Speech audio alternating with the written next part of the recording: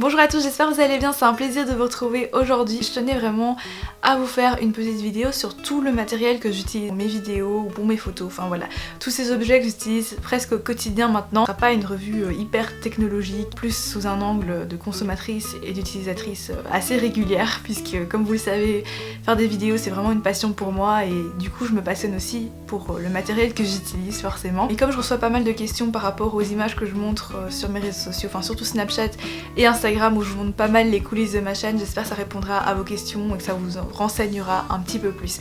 Donc on commence tout de suite par le principal qui est mon appareil réflexe avec lequel je suis en train de filmer cette vidéo justement maintenant. Donc c'est un Canon EOS 70D ou 70D pour les français, un appareil du milieu de gamme de chez Canon. Ça fait moins d'un an que je l'utilise donc j'ai encore pas mal de choses à apprendre dessus, mais pour l'instant honnêtement j'en suis super satisfaite. C'est vraiment un excellent appareil photo au niveau de la qualité.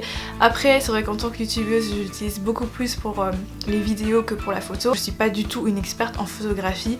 Le peu que je sais c'est vraiment changer les paramètres manuels et encore parfois je me souviens même plus de quel focale je dois mettre pour avoir tel effet de photo, etc. Si vous vous passionnez pour la photographie ou vous avez vraiment envie d'apprendre, c'est vraiment un excellent appareil photo. Mon ancien appareil en fait n'avait pas de mise au point automatique et honnêtement ça change quand même beaucoup de choses. Mais en plus on peut choisir aussi la mise au point continue pendant la vidéo. L'écran est tactile donc c'est plus facile à contrôler, à aller dans les menus, etc. Un retour écran qui est à ma droite ici.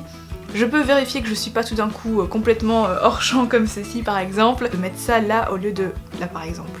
Mais c'est très important quand même quand on fait des vidéos. Au niveau de l'objectif que j'utilise, donc en ce moment même pour filmer cette vidéo, c'est un 18-135 mm avec un stabilisateur. Je l'avais eu en fait dans le kit, donc c'est un kit qui est un peu plus cher que le kit avec l'objectif classique que j'ai également ici. C'est un 18-155 l'objectif qui est classiquement vendu avec tous les réflexes de base. Je préfère filmer honnêtement avec un 18-135. La mise au point est pas du tout bruyante, vous l'entendiez je pense jamais dans mes vidéos. Le grand avantage de cet objectif 18-135 c'est que je peux vraiment faire pas mal de choses avec un seul objectif, surtout quand je suis en déplacement. Donc par exemple je peux filmer une vidéo en face cam ou alors je peux filmer une vidéo get ready sans problème. Si je dois faire plus de zoom sur des objets pour vraiment les mettre en avant, etc., c'est totalement possible. J'ai encore un autre objectif qui est encore plus puissant au niveau du zoom, c'est un 55-250 mm cette fois-ci. Mais comme c'est vrai que je suis passionnée par la musique, il y a une période où j'allais beaucoup en concert, qu'on soit vraiment très proche de la scène pour avoir des gros plans en fait des artistes, ou alors quand on est vraiment très éloigné il faut avoir une qualité d'image mais incroyable, mais c'est pas du tout un indispensable je pense si on fait des vidéos sur YouTube. Un autre objectif par contre qui est très apprécié et en fait je l'ai gardé sur mon ancien appareil, donc c'est un Canon 600D cette fois-ci. Celui-ci, la grande différence avec celui que j'utilise actuellement, c'est qu'il n'a pas de mise au point automatique, il a un retour écran, il est pas tactile. Donc si vous ne faites que de la photo, un 600D c'est vraiment super pour démarrer. Si vous voulez faire de la vidéo, je vous conseille vraiment une génération d'appareils plus tard. Même si je l'ai utilisé pendant très longtemps justement, je regrettais de ne pas pouvoir faire une mise au point aussi précise que celle que je peux faire aujourd'hui. L'objectif qui est dessus c'est un 50 mm et je pense que c'est un objectif qui est très utilisé par les blogueuses, la macro, puisque ça permet vraiment de cibler un objet, de le mettre très en avant. Et ce qui est génial avec cet objectif c'est qu'en vidéo vous pouvez avoir un arrière-plan flouté comme un peu pas mal de vidéos finalement des youtubeurs américains. Avec l'objectif que j'utilise en ce moment c'est un peu plus compliqué, ou alors il faut vraiment que mon arrière-plan soit très éloigné en fait du sujet, c'est-à-dire de moi. C'est vrai que si vous voulez un effet un peu plus cinématographique, ouais, ça peut être intéressant d'utiliser cet objectif-ci. Au niveau des autres caméras, enfin plutôt appareil photo parce que j'utilise pas vraiment de caméra en fait pour filmer, l'appareil photo que j'utilise pour mes vlogs c'est celui-ci, donc c'est un Sony Alpha 5000.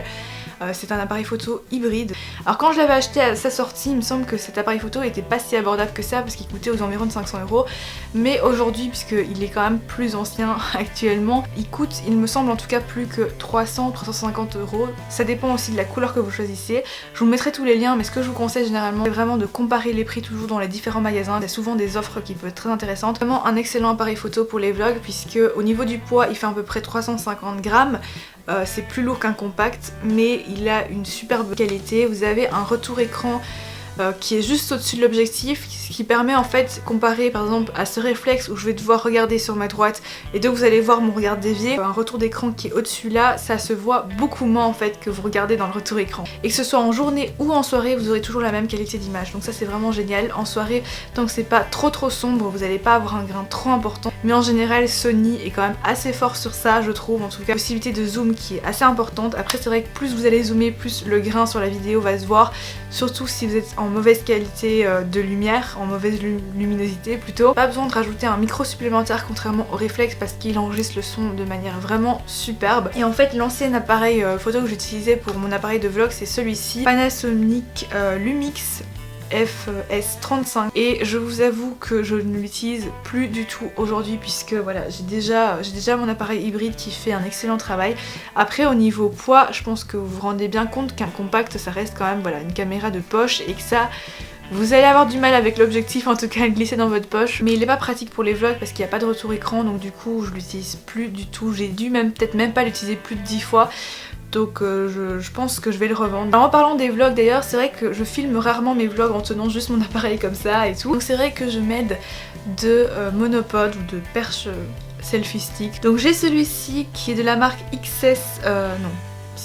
X-Stories, voilà.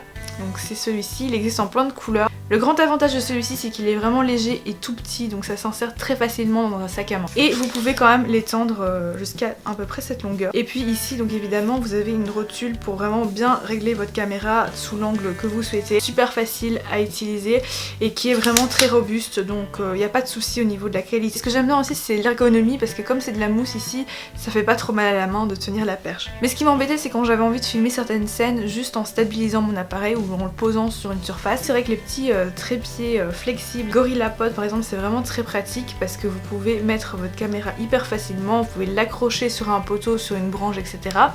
Celui-ci je ne sais pas d'où il vient parce que je crois qu'il m'a été offert, mais il y en a à peu près partout. Je vous mettrai le lien vers la marque Joby qui est celle qui est la plus utilisée par la plupart des youtubeurs vlogueurs je pense aujourd'hui parce qu'il est beaucoup plus solide. Par contre c'est vrai que c'est un investissement, donc j'essaierai de vous mettre deux liens.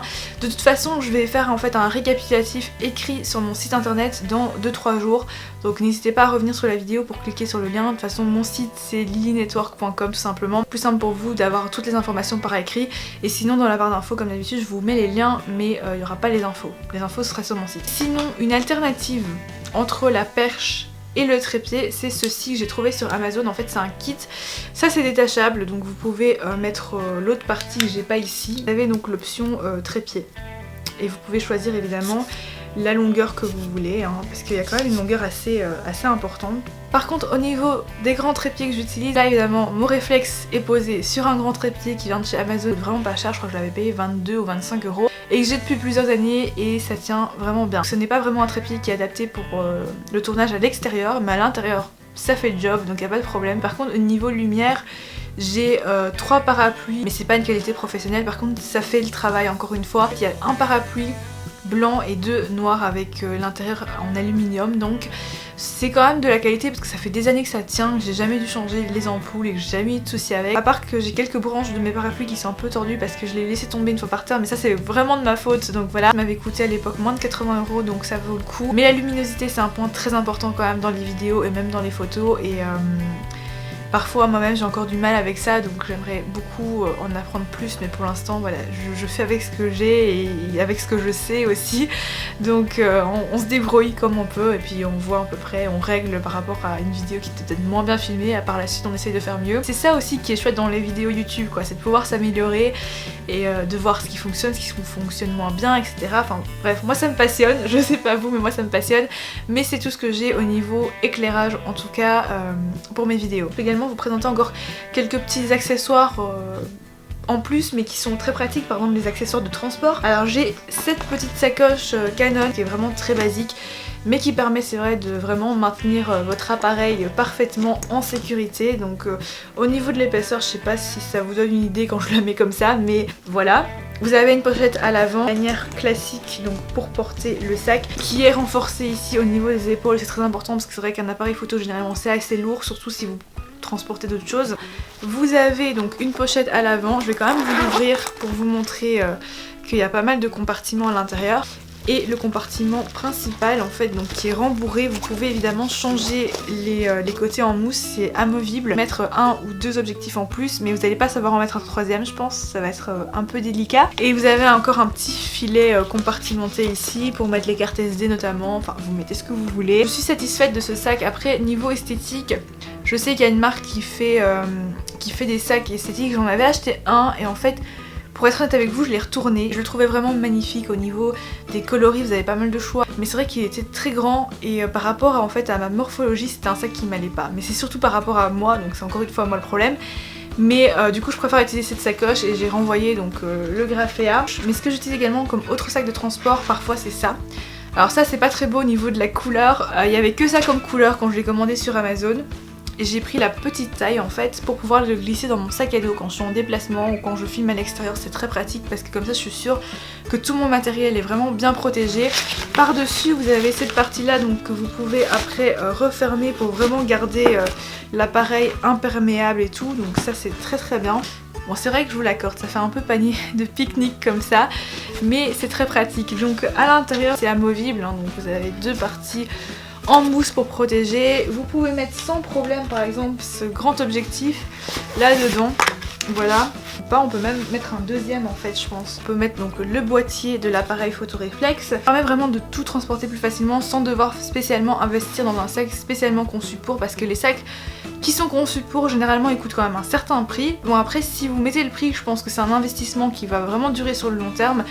Mais si vous n'avez pas le budget, ça coûte environ 18 € pour commencer, c'est très bien. Là c'est ma télécommande de la marque Canon, mais il y a d'autres marques possibles. Très sympa pour déclencher les photos à distance. Par contre pour les vidéos, j'ai jamais réussi à démarrer ma vidéo à distance. Mais bon, c'est pas grave, c'est un autre problème. Ça c'est donc pour nettoyer mon objectif. Vous avez cette partie là pour dépoussiérer votre objectif et puis vous avez une partie avec un capuchon, ça ressemble un peu à un marqueur. Ça permet vraiment d'enlever les traces de doigts, toutes les traces qu'il y a et c'est très bien. Si je veux vraiment être super complète, j'utilise aussi parfois, soyons honnêtes, pour mes vidéos Instagram, pour mes photos Instagram, j'utilise beaucoup mon téléphone portable. Bon, moi c'est un iPhone 6S Plus, mais ça peut être n'importe quel téléphone portable. Il y en a qui font de meilleures qualités de photos je trouve d'ailleurs que celui-ci pour être honnête. Après je suis très contente de mon téléphone. Aussi pour vlogger, il y a des endroits, il y a des moments où c'est pas très approprié spécialement de sortir sa perche à selfie, sa caméra de vlog. Il y a des moments comme ça où c'est très gênant, surtout en public, de se filmer. Il y a des endroits où j'oserais pas honnêtement. Et pour mes vidéos et photos Snapchat forcément j'utilise également mon téléphone. Pour le son, j'ai investi dans un micro qui est un micro Rode, la version Go. Donc c'est le petit micro Rode qui est super léger, donc c'est super pratique. Micro unidirectionnel que j'utilise. Je suis très contente parce que j'ai la qualité de la marque Rode mais pour 66 €, donc c'est top, enfin la qualité est bien. J'enregistre du coup mes voix off avec ce micro-ci maintenant et j'importe le tout en fait dans mon logiciel de montage qui est Final Cut Pro. Comme pas mal de vidéastes je pense sur YouTube, j'utilise des plugins et des extensions qui sont payantes. Quand on n'est pas un spécialiste du montage, juste des petites choses comme le titre ou une petite animation, ça peut faire une grande différence au niveau de la qualité finale. Et j'utilise également comme autre logiciel Photoshop pour faire mes miniatures. Je sais qu'il y en a beaucoup qui utilisent PicMonkey, mais je préfère Photoshop parce que peut-être qu'il y a plus de liberté, etc. Mais PicMonkey c'est pas mal aussi si vous avez envie d'éditer en ligne. Mais ce que je voulais vraiment vous dire c'est que l'important c'est pas le budget que vous mettez dans la création d'une vidéo, dans le matériel etc. Elle viendra vraiment par après si vous le souhaitez. Ne vous lancez pas dans les achats de matériel si vous savez pas si faire des vidéos ça vous plaît vraiment. Vraiment le plus important je pense que ça reste la passion comme je le dis très souvent. Les idées, votre créativité, c'est vous le plus important et ce que vous faites des objets après ça peut être extraordinaire mais tout ça, ça démarre de vous. Donc voilà, j'espère que cette vidéo vous aura plu, aura été intéressante. Je vous retrouve très bientôt, mercredi normalement pour une prochaine vidéo. D'ici là, prenez soin de vous, je vous embrasse et à très vite.